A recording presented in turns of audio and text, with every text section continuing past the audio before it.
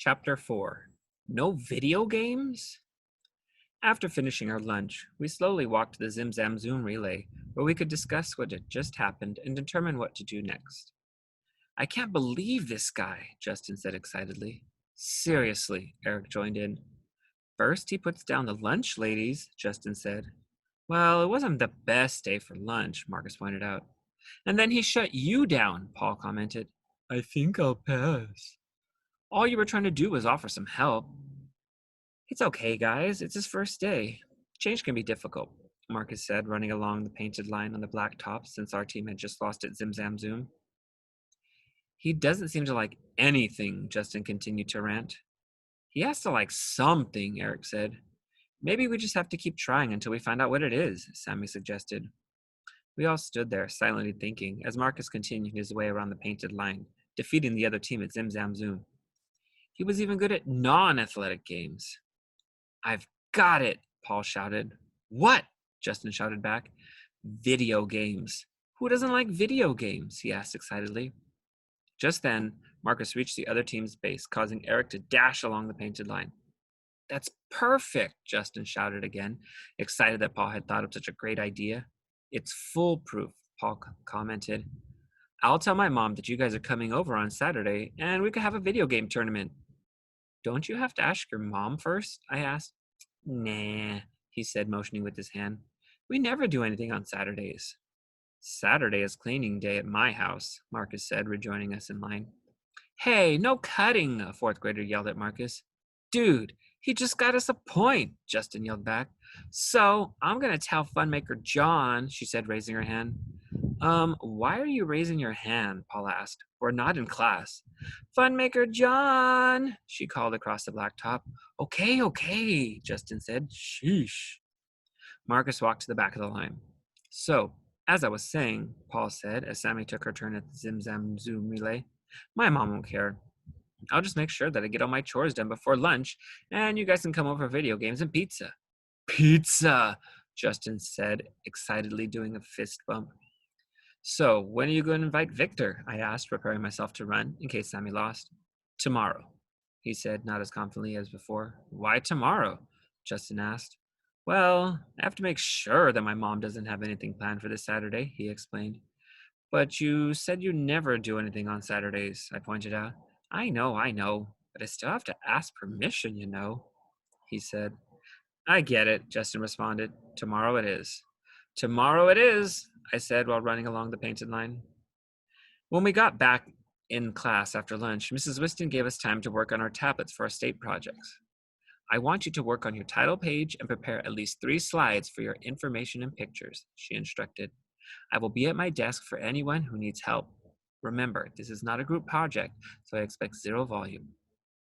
She turned on her overhead screen, which revealed that she had already turned on the dynamic distinguisher app that our music hall teacher had shown us in class. We knew that anything above double piano meant disciplinary action would be taken. This week, Joseph and Sarah were the technology leaders. They both walked to the charging station and began to pass out tablets by table groups. I pulled out the packet that Mrs. Whiston had passed out to us earlier.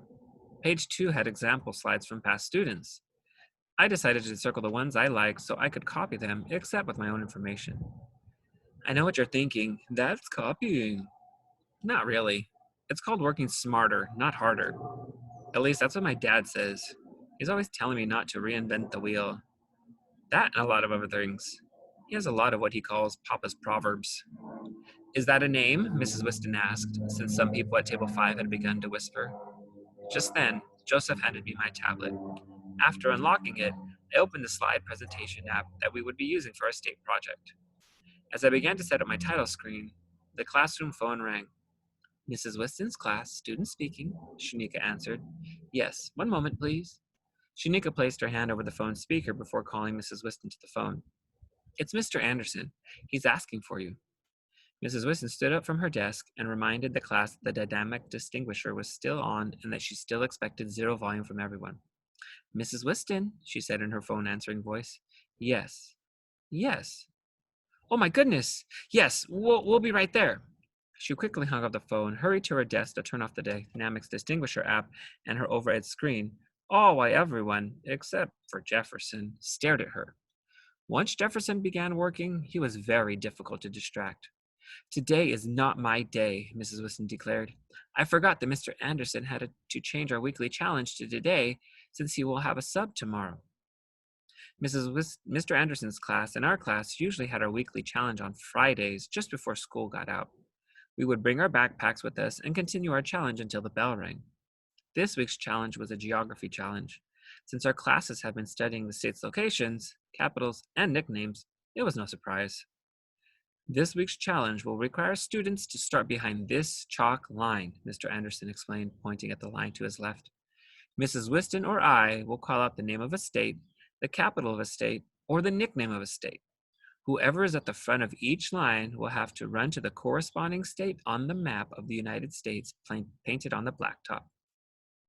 Our blacktop boasted a variety of things painted on it: 5 different four-square games, 3 different volleyball courts, 2 full basketball courts, and 2 half courts, 2 large circles, one with numbers up to 30, and one with the letters of the alphabet, a snake with different 2-letter consonant or vowel combinations. But most interesting was a complete map of the United States, including Alaska and Hawaii. Whatever class gets the correct state first gets a point for their team, Mr. Anderson said excitedly. Does anyone have any questions? Victor raised his hand. Yes, Victor, Mrs. Whiston said. Do I have to play? He asked. Oh, I'm sorry again. Had you learned your states and their capitals at your old school? She answered his question with another question. I know them. This just seems like a waste of time, he commented, crossing his arms and looking away. Class participation makes up 10% of your overall grade, Jefferson quoted Mrs. Whiston from the beginning of the school year. That's correct, Jefferson, Mrs. Whiston praised. I can't force you to participate, Victor, but it will negatively affect your overall grade. The choice is yours. Victor shrugged his shoulders and walked to the back of our class's line. I noticed Paul move from his place in the line to the back of his class's line. Seems he decided not to wait until tomorrow to invite Victor over for video games and pizza. I hope his mom says yes when he asks her. Hey, Victor, he said, holding out his right hand.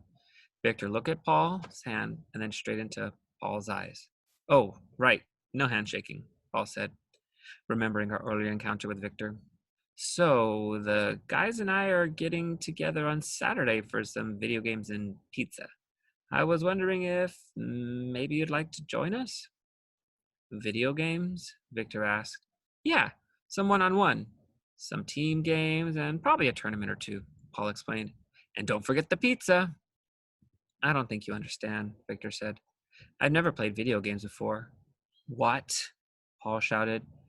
Is everything okay? Mr. Anderson asked, as everyone had turned around to see what was going on. Yes, Mr. Anderson, Paul answered. I just can't believe that Gerald lost that one. It's just a game, Paul, Mr. Anderson reminded him. To you, maybe, Justin said excitedly. Is that a name? Mrs. Whiston asked. No, ma'am. Sorry, ma'am, Justin apologized. Thanks, Justin, Paul whispered as soon as everyone turned back around. Now, back to you. You've never played video games? As in never, ever? Nope, was Victor's simple answer. Not even on your phone or tablet? Paul asked. Don't have any, he answered. Wow, Paul mouthed while looking back towards the front of his line. He couldn't believe that anyone had never played video games before. Video games were a major part of Paul's life. He even boasted for like a week when he beat the high score on some arcade game at some random diner on the deserted highway when his family went on vacation to the Grand Canyon. So what are you going to do now? I asked as we grabbed our backpacks to walk home. Don't worry, I'll think of something, was Paul's response as he stared off into the distance. Look what I got, Paul shouted the next morning while holding his backpack open for all of us to look inside. You brought your handheld? Eric said in disbelief. Shh, Paul hushed him. I brought it so that Victor can see how awesome video games are. What if you get caught?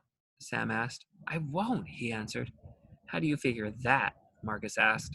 It's Fun Friday in my class, Paul explained. So? I said. So I can just say that I brought it for Fun Friday, Paul said confidently. There's one major flaw in your plan, Kimo-sabi, Sammy said.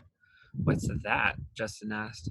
You are not in Victor's class, she said with an air of disbelief. I know that, Paul said defensively. Then how are you going to get Victor to play it? Sammy asked. Paul didn't say anything this time. He merely pointed at his stomach.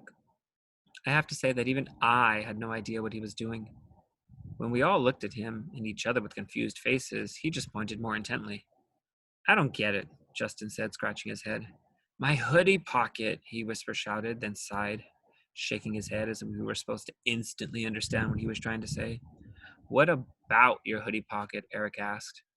I'm going to take my handheld to recess and show it to Victor, Paul said with a large smile on his face. And where exactly do you plan to do this without getting caught? Sammy continued to interrogate. Behind the big tree, Paul said in a duh kind of voice. Okay, Justin said as if approving his plan. What about our future funmaker responsibilities? Eric asked. I'm not scheduled for recess today, Paul said, zipping up his backpack. I'm scheduled for lunch. Well, good luck, I said, heading for the breakfast line, but not before patting Paul on the back. Good luck.